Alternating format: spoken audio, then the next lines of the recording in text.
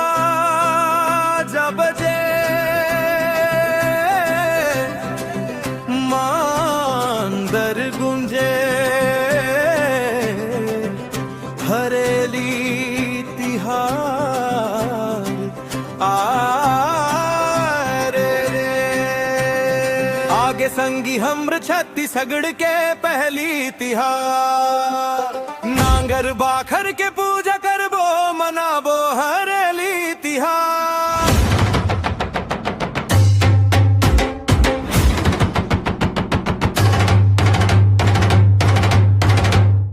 धरती दाई के कोरा हरिया गे नदिया दरिया सरावो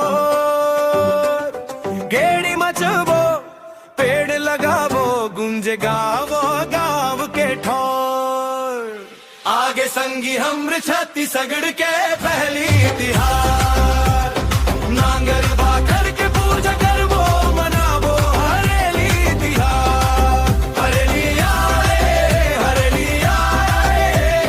धरती दाई के कोरा हरिया।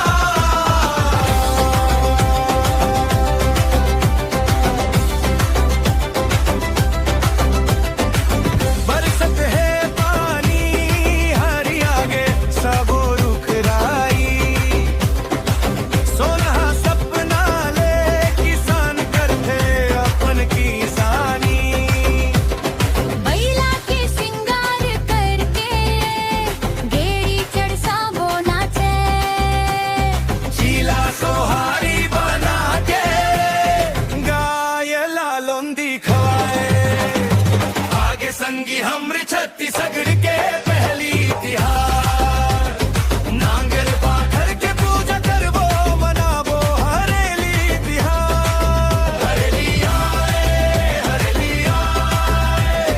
मेहनत के फल ला संग मालाए